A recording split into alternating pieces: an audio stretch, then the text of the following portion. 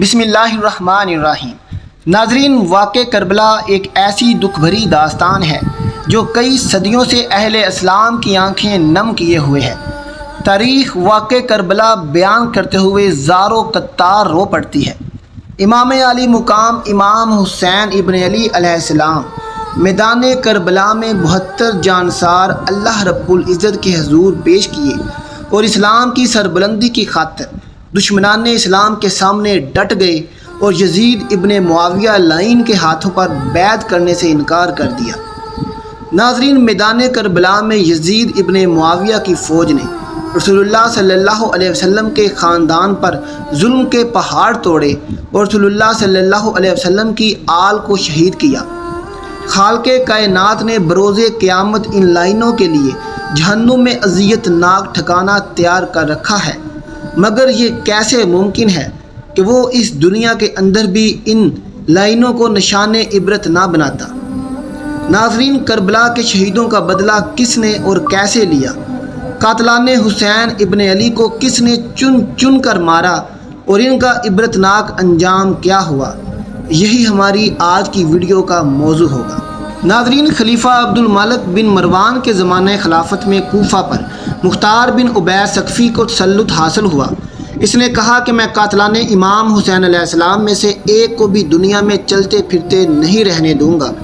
اگر میں ایسا نہ کر سکوں تو مجھ پر اللہ اور رسول اللہ کی لعنت ہو۔ پھر اس نے لوگوں سے کہا کہ مجھے ہر اس شخص کا نام اور پتہ بتاؤ جو حضرت امام حسین رضی اللہ تعالیٰ عنہ کے مقابلے میں کربلا گیا تھا۔ لوگوں نے بتانا شروع کیا اور مختار ثقفی نے ایک ایک کو قتل کرنا اور سولی پر لٹکانا شروع کر دیا۔ مختار ثقفی نے ایک دن کہا کہ میں کل ایک ایسے شخص کو قتل کروں گا کہ میرے اس عمل سے تمام مومنین اور ملائکہ مقربین بھی خوش ہوں گے۔ حیثم بن اسود نخوی اس وقت مختار کے پاس بیٹھا ہوا تھا۔ وہ سمجھ گیا کہ ابن سعد کل مارا جائے گا۔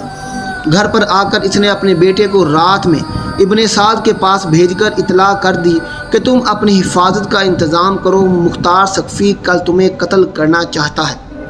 مگر مختار ثقفی چونکہ اپنے خلوص کے ابتدائی زمانہ میں ابن سعد سے نہایت اخلاق کے ساتھ پیش آتا تھا، اس لیے اس نے کہا کہ مختار ہمیں نہیں قتل کرے گا۔ دوسرے دن صبح کو مختار ثقفی نے ابن سعد کو بلانے کے لیے آدمی بھیجا۔ اس نے اپنے بیٹے حفص کو بھیج دیا۔ مختار ثقفی نے اس سے پوچھا کہ تیرا باپ کہاں ہے؟ اس نے کہا وہ خلوت نشین ہو گیا ہے، اب گھر سے باہر نہیں نکلتا۔ مختار نے کہا اب وہ حکومت کہاں ہے جس کے لیے فرزندان رسول صلی اللہ علیہ وسلم کا خون بہایا تھا؟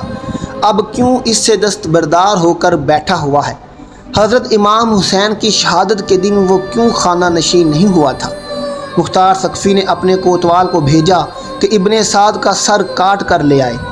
وہ ابن سعد کے پاس گیا اور اس کا سر کاٹ کر اپنی قبا کے دامن میں چھپا کر مختار کے پاس لایا اور اس کے سامنے رکھ دیا۔ مختار نے حفص سے پوچھا پہچانتے ہو یہ کس کا سر ہے؟ اس نے انا للہ و انا الیہ راجعون پڑھی، پھر کہا یہ میرے ہی باپ کا سر ہے اور اب ان کے بعد زندگی میں کوئی مزہ نہیں۔ مختار ثقفی نے کہا تم ٹھیک کہتے ہو اور تم زندہ بھی نہیں رہو گے۔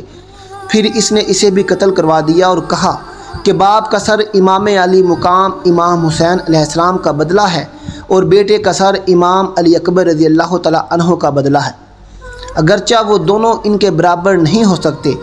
خدا کی قسم اگر میں قریش کے 3 دستے بھی قتل کر ڈالوں تب بھی وہ سب امام حسین علیہ السلام کی انگلیوں کے برابر بھی نہیں ہو سکتے۔ پھر مختار ثقفی نے دونوں کے سر حضرت محمد بن حنفیہ رضی اللہ تعالیٰ عنہ کے پاس بھیج دیے۔ ناظرین، خولی بن یزید وہ بدبخت انسان تھا جس نے امام علی مقام حسین علیہ السلام کے سر انور کو جسم اقدس سے جدا کیا تھا۔ مختار ثقفی نے اپنے کوتوال ابو عمرہ کو چند سپاہیوں کے ساتھ اس کی گرفتاری کے لیے بھیجا۔ ان لوگوں نے آ کر خولی کے گھر کو گھیر لیا۔ جب اس بدبخت کو معلوم ہوا تو وہ ایک کوٹری میں چھپ گیا اور بیوی سے کہہ دیا کہ تم لا علمی ظاہر کر دینا۔ کوتوال نے اس کے گھر کی تلاشی کا حکم دیا۔ اس کی بیوی باہر نکل آئی، سے پوچھا گیا کہ تمہارا شوہر کہاں ہے؟ چونکہ جس وقت خولی بن یزید حضرت امام حسین علیہ السلام کا سر لایا تھا وہ اس کی دشمن ہو گئی تھی، اس لیے اس نے زبان سے تو کہا مجھے معلوم نہیں وہ کہاں ہے، مگر ہاتھ کے اشارے سے اس کے چھپنے کی جگہ بتا دی۔ سپاہی اس مقام پر پہنچے تو دیکھا کہ سر پر ایک ٹوکرا رکھے ہوئے زمین سے چپکا ہوا اس کو گرفتار کر کے لا رہے تھے کہ مختار ثقفی کوفہ کی سیر کے لیے نکلا۔ راستے میں ان لوگوں سے ملا، اس کے حکم سے خولی بن یزید کے گھر والوں کو بلا کر ان کے سامنے شہرہ عام پر اس کو قتل کیا گیا، پھر اسے جلایا گیا اور جب تک اس کی لاش جل کر راکھ نہیں ہو گئی مختار کھڑا دیکھتا رہا۔ ناظرین، تاریخ طبری کے مطابق مسلم بن عبداللہ زیابی کا بیان ہے کہ جب حضرت امام حسین علیہ السلام کے مقابلہ میں کربلا جانے والوں کو پکڑ پکڑ کر مختار ثقفی قتل کرنے لگا تو ہم اور شمر تیز رفتار گھوڑوں پر بیٹھ کر کوفہ سے فرار ہونے لگے۔ مختار ثقفی کے غلام ضربی نے ہمارا پیچھا کیا، ہمارے گھوڑوں کو بہت تیزی سے ہم نے دوڑایا لیکن ضربی ہمارے قریب آ گیا۔ شمر نے کہا تم گھوڑے کو دوسری طرف لے جاؤ، ہم سے دور ہو جاؤ، شاید یہ غلام میری طاق میں آ رہا ہے۔ ہم اپنے گھوڑوں کو خوب تیزی سے بھگا کر شمر سے الگ ہو گئے۔ غلام نے پہنچتے ہی اس پر حملہ کر دیا۔ پہلے تو شمر اس کے وار سے بچنے کے لیے گھوڑے کو کبا دیتا رہا اور جب ضبی نے اپنے ساتھیوں سے دور ہو کر حملہ کرنا چاہا تو شمر نے ایک ہی وار میں اس کی کمر توڑ دی۔ جب مختار ثقفی کے سامنے ضربی لایا گیا اور اس کو واقعہ معلوم ہوا تو اس نے کہا اگر یہ مجھ سے مشورہ کرتا تو میں کبھی اسے شمر پر حملہ کرنے کا حکم نہ دیتا۔ ضربی کو قتل کرنے کے بعد شمر کلتیانہ گاؤں میں پہنچا جو دریا کے کنارے تھا۔ یہاں اس نے ایک کسان کو مارا پیٹا اور اسے مجبور کیا کہ میرا یہ خط مصعب بن زبیر کے پاس پہنچاؤ۔ اس خط پر یہ پتہ لکھا تھا شمر دلجوشن کی طرف سے امیر مصعب بن زبیر کے نام۔ کسان اس کے خط کو لے کر روانہ ہوا۔ رستے میں ایک بڑا گاؤں آباد تھا جہاں ان کو طوال ابو عمر چند سپاہیوں کے ہمراہ جنگی چوکی قائم کرنے کے لیے آیا تھا۔ یہ کسان اس گاؤں کے ایک کسان سے مل کر شمر نے جو اس کے ساتھ زیادتی کی تھی اس کو بیان کر رہا تھا کہ ایک سپاہی ان کے پاس سے گزرا۔ اس نے شمر کے خط اور اس کے پتے کو دیکھا، پوچھا کہ شمر کہاں ہے۔ اس نے بتا دیا۔ معلوم ہوا کہ 15 کلومیٹر کے فاصلے پر ہے۔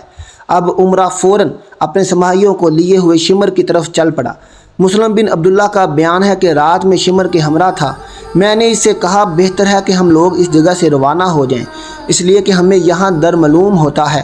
اس نے کہا میں 3 دن سے پہلے یہاں سے نہیں جاؤں گا اور تمہیں خوف غالباً مختار کے اقدام کے سپاہیوں کا ہے۔ تم اس سے مروب ہو گئے ہو۔ ہم جہاں ٹھہرے تھے وہاں ریچھ بہت زیادہ تھے۔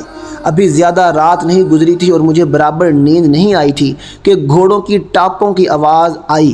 میں نے اپنے دل میں کہا شاید ریچھ ہوں گے، مگر جب آواز تیز ہو گئی تو میں اٹھ کر بیٹھ گیا، اپنی آنکھوں کو ملنے لگا اور کہا یہ بھی جو آواز ہرگز ریچھوں کی نہیں ہو سکتی۔ اتنے میں انہوں نے پہنچ کر تکبیر کہی اور ہماری جھونپڑیوں کو گھیرے میں لے لیا۔ ہم اپنے گھوڑے چھوڑ کر پیدل ہی بھاگے۔ وہ لوگ شمر پر ٹوٹ پڑے جو پرانی چادر اوڑھے ہوئے تھا اور اس کے پرس کی سفیدی چادر کے اوپر سے نظر آ رہی تھی۔ وہ کپڑے اور ذرہ وغیرہ بھی نہیں پہن سکا، اسی چادر کو کوڑے ہوئے نیزے سے ان کا مقابلہ کرنے لگا۔ ابھی ہم تھوڑی ہی دور گئے تھے کہ تکبیر کی آواز آئی اور اس کے بعد ہم نے سنا کہ اللہ نے خبیث کا خاتمہ کر دیا۔ پھر ان لوگوں نے اس کا سر کو کاٹ کر لاش کو کتوں کے لیے پھینک دیا۔ ناظرین، تاریخ طبری میں لکھا ہے کہ عبداللہ بن تیاز جس نے محمد بن عمار بن یاسر کو قتل کیا تھا، اس نے امام علی مقام امام حسین علیہ السلام کے قاتلان میں سے مختار ثقفی کو چند آدمیوں کے نام بتا دیے، جن میں عبداللہ بن اسد جہنمی، مالک بن نصیر بدوی اور حمل بن مالک محاربی بھی تھے۔ یہ سب اس زمانہ میں قادسیہ میں رہتے تھے۔ مختار ثقفی نے اپنے سرداروں میں سے ایک سردار مالک بن عمرہ نہدی کو ان کی گرفتاری کے لیے چند سپاہیوں کے ساتھ بھیجا۔ اس نے وہاں جا کر سب کو گرفتار کیا اور عشاء کے وقت ان سب کو لے کر مختار کے پاس پہنچا۔ مختار نے ان لوگوں سے کہا اے اللہ اور رسول اللہ کے دشمنوں، حسین ابن علی کہاں ہے؟ مجھے حسین ابن علی کی زیارت کرواؤ ظالموں۔ تم نے اس مقدس ذات کو قتل کیا جن پر نماز میں تمہیں درود بھیجنے کا حکم دیا گیا ہے۔ انہوں نے کہا اللہ آپ پر رحم کرے، ہمیں ان کے مقابلہ میں زبردستی بھیجا گیا تھا، ہم جانے کے لیے راضی نہیں تھے، آپ ہم پر احسان کریں اور چھوڑ دیں۔ مختار ثقفی نے کہا تم نے نواسۂ رسول صلی اللہ علیہ وسلم پر احسان نہیں کیا، ان پر تمہیں رحم نہیں آیا، تم نے انہیں اور ان کے بچوں کو پیاسا رکھا، پانی نہیں پینے دیا اور آج ہم سے احسان طلب کرتے ہو۔ پھر بدی سے کہا تم نے حضرت امام حسین علیہ السلام کی ٹوپی اتاری تھی؟ عبداللہ بن کامل نے کہا جی ہاں، یہی وہ شخص ہے جس نے ان کی ٹوپی اتاری تھی۔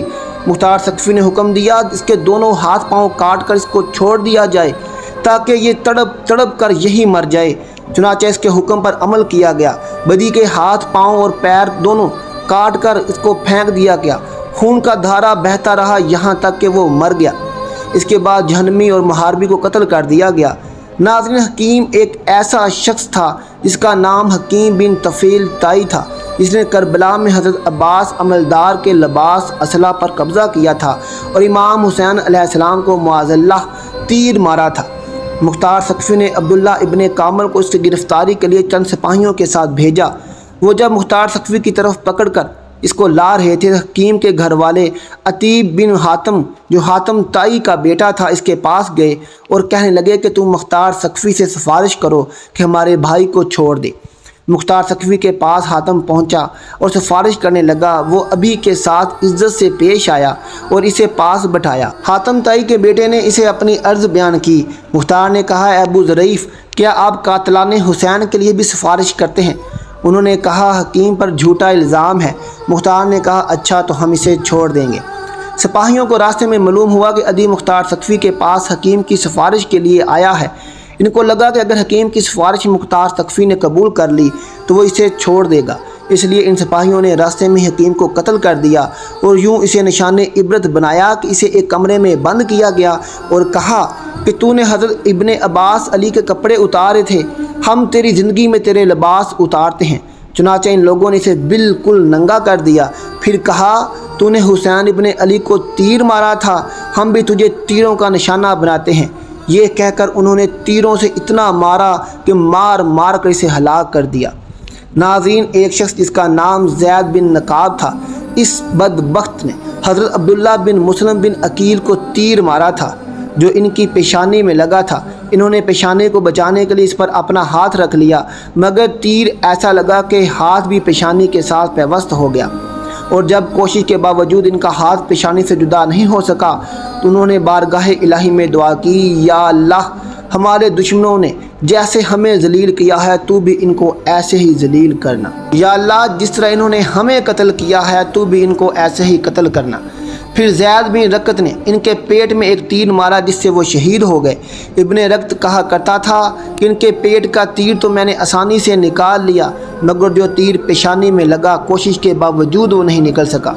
मुख्तार सकफ़ी ने इब्ने कामल को इसकी गिरफ़्तारी के लिए रवाना किया। इब्ने कामल सिपाहियों के साथ पहुंचकर इस पर टूट पड़ा।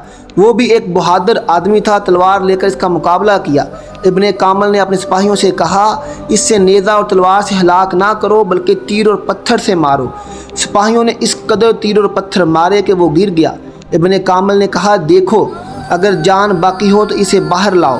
चूँकि अभी जान बाकी थी तो उसे बाहर निकाला गया। इब्ने कामल ने आग मंगवाकर इसे ज़िंदा जला दिया। नाज़रीन, उबैदुल्लाह इब्ने ज़ियाद वो नाम नहाद इंसान था जो यजीद की तरफ से कूफा का गवर्नर मुकर्रर किया गया था। इसी बदबख्त के हुक्म पर इमाम अली मुकाम इमाम हुसैन अलैहिस्सलाम और आपके अहले बैत को तमाम अज़ाइम अज़ीज़ें पहुँचाई गई। यही इब्ने ज़ियाद मिस्र में 30,000 फ़ौज के साथ उतरा। मुख्तार सकफ़ी ने इब्राहीम बिन मालिक अश्तर को इसके मुकाबले के लिए फ़ौज देकर भेजा। रसल से तकरीबन 25 किलोमीटर के फासले पर दरियाए फरात के किनारे दोनों लश्करों में मुकाबला हुआ और सुबह से शाम तक खौफनाक जंग रही। दिन ढलने लगा, आफताब गरूब होने लगा। उस वक्त इब्राहीम की फ़ौज गालिब आ गई।